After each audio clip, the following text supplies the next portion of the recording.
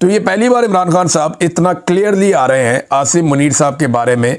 तो क्या इमरान खान साहब जेल से एक फाइनल राउंड शुरू कर चुके हैं? ना सिर्फ आसिम मुनीर को वादे पैगाम दिया इमरान खान साहब ने, बल्कि chief justice Pakistan justice Yahya Afridi के लिए भी एक लेटर लिखा, जो इमरान खान साहब की बहन अलीमा खान लेकर निकली और उन्होंने कोशिश की सुप्रीम कोर्ट में कि वो चीफ जस्टिस के चैम्बर में जाएं और जाकर वो लेटर चीफ जस्टिस के हवाले करें। लेकिन वहाँ इंतज़ामिया ने रोक दिया। उन्होंने कहा जी आप नहीं जा सकते, जब तक कि रजिस्ट्रार ऑफिस से इजाज़त नहीं मिलती आप नहीं जा सकते। उन्होंने कहा जी इमरान खान साहब का खाता है। लतीफ़ खोसा साहब ने कहा जी एक साइला है, साहिल है, तो वो अगर चीफ जस्टिस के बाद जाना चाहें तो अब जाने दें, ख़त देना उन्होंने। तो इस पर उन्हें रोक दिया गया। लेकिन ख़त मैं आपको बता देता हूँ, ये उसका उर्दू ट्रांसलेशन है जो याया अफरीदी साहब को इमरान खान साहब ने ख़त लिखा। ख़त ये है, मैं आपको सिर्फ 31 किलोमीटर के फासले से लिख रहा हूँ, मगर सुप्रीम कोर्ट के दरवाजे मेरे और मेरी अहलिया के लिए बंद हैं। 772 दिनों से ज़ायद एक 9x11 के पिंजरे नुमा सेल में ज़बरदस्ती की खामोशी, तन्हाई और दुनिया से कटाव के कैद खाने में मैं मुसलसल तन्हाई की कैद का सामना कर रहा हूँ। मेरे खिलाफ 300 से ज़ायद बेसरोपा, झूठे और सियासी बुनियादों पर कायम किए गए मुकदमात खोले गए हैं। पाकिस्तान ने कभी ऐसा जुल्म नहीं देखा जो मुझ पर, मेरे ख़ानदान और दुनिया भर में मेरे हामियों पर ढाया जा रहा है। मुझे अखबारात और किताबों तक की रसाई से महरूम रखा गया है। वकला और अहल खाना से मुलाकातें एक शख्स जनरल आसिम मुनीर की ख्वाहिशात और मर्ज़ी के मुताबिक कभी कराई जाती हैं और कभी मनसूख कर दी जाती हैं। मेरे बेटों को अपने वालिद से फ़ोन पर बात करने के बुनियादी हक़ से भी महरूम कर दिया गया है। सियासी कारकुनों को मुझसे मिलने की इजाज़त बिल्कुल नहीं है। ये कैद कभी भी कानूनी नहीं रही, बल्कि ये सोचे समझे मंसूबे के तहत डाली गई नफसियाती अजियत है, ताकि मेरी हिम्मत तोड़ी जा सके और मेरे ज़रिए 25 करोड़ पाकिस्तानियों के हौसले को कुचला जा सके। ये आइन कानून की हुक्मरानी और मेरे प्यारे वतन पाकिस्तान के जमहूरी मुस्तकबिल पर एक मुस्तकिल हमला है। मेरी अहलिया बुशरा बीबी एक कर्नल के हुक्म पर गैर इंसानी और तौहीन आमेज़ सलूक का शिकार है, वो भी तन्हाई की कैद में। इनका इलाज रोक दिया गया है। उन्हें टीवी या किताबों तक रसाई नहीं दी जा रही, ना ही बैरूनी दुनिया से कोई ताल्लुक़ रखने दिया जाता है। उनकी सेहत मुसलसल बिगड़ रही है, लेकिन उनके डॉक्टर को मुआयने और इलाज की इजाज़त नहीं दी जा रही। पाकिस्तानी कानून औरतों को महज इनके सनफ़ी मकाम की वजह से ज़मानत में ख़ुसूसी रियायत देता है और हमारी आला अदालतों ने करार दिया है कि ख़वातीन कैदी रियायत की मुस्तहिक है। लेकिन बुशरा बीबी के मामले में ये उसूल यकसर मुअत्तल कर दिया गया है। ये जुल्म की इंतहा है। इनके तमाम कानूनी हकूक़ उनसे छीन लिए गए हैं कि वो सिर्फ मेरी अहलिया है। पाकिस्तान भर में हज़ारों कारकुन और हामी जेलों में सड़ रहे हैं। इनमें से कई को अगवा किया गया, तशद्दुद का निशाना बनाया गया और आइनी ज़मानतों की सरीह खिलाफ वर्जी करते हुए फ़ौजी अदालतों में मुकदमात चलाए गए। बैरिस्टर हसन नियाज़ी को फ़ौजी हुकाम ने उठाया, अजियत दी और महज मेरा भांजा होने के जुर्म में 10 साल कैद की भयानक सज़ा सुनाई। मेरी बहनों को नाइंसाफ़ी से कैद किया गया। मेरे भांजे शहरयार और शेरशाह का भी नाहक उन्हें कैद का शिकार किया गया। मेरे ख़ानदान के साथ होने वाला ये जुल्म पाकिस्तान की तारीख़ में ऐसी मिसाल नहीं मिलती। अदालतें जो आज़ादी की ज़ामिन होनी चाहिए, उन्हें पाकिस्तान की सबसे बड़ी सियासी जमात को कुचलने के लिए हथियार बना दिया गया है। इन सब ज़ालिमाना हरबों के बावजूद, मेरी अपनी कैद और तमाम आवाज़ों को दबाने के बावजूद, पाकिस्तान तहरीक इंसाफ ने 8 फरवरी 2024 के इंतखाबात में तारीख़ी कामयाबी हासिल की। लेकिन अवाम का मैंडेट एक ही रात में चुरा लिया गया। जमहूरियत को मजाक और आइन को शहीद कर दिया गया।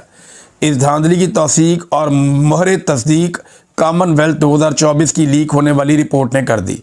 नाम नहाद 26वीं आइनी तरमीम को इस इंतखाबी डकैती को कानूनी जवाब देने के लिए इस्तेमाल किया गया, जबकि उसके खिलाफ दायर दरखास्तें आज भी आपकी अदालत में इल्तवा का शिकार है। अब 26वीं आइनी तरमीम के बेनिफिशरी हैं ये चीफ जस्टिस, और इमरान खान साहब उसी चीफ जस्टिस को 26वीं आइनी तरमीम के बारे में लिख रहे हैं। देखें ना कैसी पाकिस्तान की बदकिस्मती है कि जो 26वीं आइनी तरमीम का बेनिफिशरी है वो कैसे 26वीं आइनी तरमीम के ख़िलाफ़ दरख्वास्त लगने देगा। पूरा निज़ाम जकड़ के एस्टेब्लिशमेंट ने यरगवाल बना लिया है। लेकिन इमरान खान साहब फिर भी ये दरवाज़ा खटखटा रहे हैं, इस दीवार के साथ सर मार रहे हैं कि मैं यहाँ से इंसाफ हासिल करूँगा। इस्लामाबाद हाई कोर्ट के मशकूक रवैये के तहत उसके चीफ जस्टिस सरफराज डोगर ने जानबूझकर मेरे अलकादर ट्रस्ट और तोशाखाना रिवीजन मुकदमात को समाअत के लिए मुकर्रर नहीं किया। बहरहाल अब ये खत इमरान खान साहब ने लिखा है तो खबर आई है कि 25 सितंबर को तोशाखाना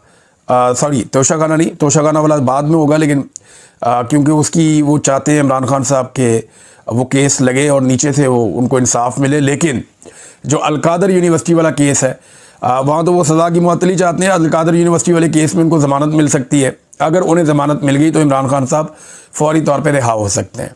लेकिन देखिए तरीका वारदात क्या है कि अलकादर वाला केस तब सुना जाएगा जब तोशाखाना 2 के अंदर सज़ा हो जाएगी। जब तोशाखाना 2 में सज़ा हो जाएगी फिर अलकादर केस सुना जाएगा। अब इमरान खान साहब के पास 2 ऑप्शन है, या तो अलकादर केस में उनकी फौरी तौर पे ज़मानत हो और वो बाहर आ जाएं, और तोशाखाना 2 में जब उनको सज़ा हो तो वो फिर अदालत से रुजू कर लें, या दूसरा केस उनके पास एक ऑप्शन ये है कि वो तोशाखाना 2 के अंदर समाअत को रुकवा दें कि जनाब ये समाअत आप रोकें, ये केस ठीक नहीं सुना जा रहा। तो वो समाअत को रुकवा के उसके बाद अपनी बेल हासिल करें और फिर बाहर आ जाएं अलकादर वाले केस में। लेकिन एस्टेब्लिशमेंट नहीं चाहती कि इमरान खान साहब बाहर आएँ, और इस वक्त जनरल आसिम मुनीर और इमरान खान के बीच में एक लड़ाई चल रही है। कोई माने या ना माने ये लड़ाई एक्चुअली एस्टेब्लिशमेंट और इमरान खान के बीच में।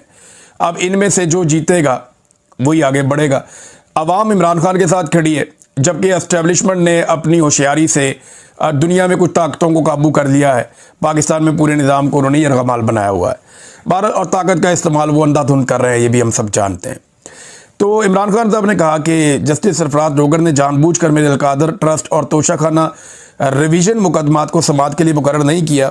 उन्होंने मुकम्मल तौर पर गैर जानिबदारी तर्क कर दी है और इस्लामाबाद हाई कोर्ट को मेरे और मेरे साथियों के खिलाफ इस जालिमाना मुहिम का आला कार बना दिया है। मैं उन्हें याद दहानी कराता हूँ कि वो अपने हलफ को पूरा करें, ना कि फजूल पॉलिसी वजूहात के पीछे छुपे। मैं अपील करता हूँ कि ये आम दरख्वास्तें फ़ौरन मुकर्रर की जाएँ।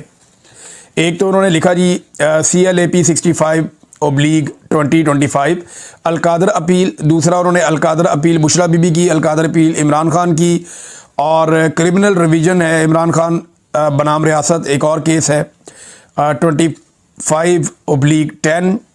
फिर एक और है 11/25, ये CLAP ये रिवीजन है, और ये बुशरा बीबी बनाम सरकार रियासत।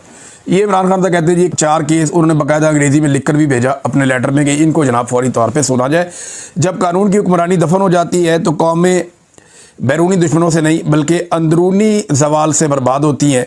इस अदालत का हालिया फैसला जुल्फ़िकार अली भुट्टो के रेफरेंस में एक अलमनाक याद दहानी है। भुट्टो को 4 अप्रैल 1979 को रावलपिंडी की जेल में फांसी दी गई, जबकि सुप्रीम कोर्ट ने 2024 में करार दिया कि उन्हें मुनसिफाना ट्रायल और बुनियादी कानूनी अमल नहीं मिला था।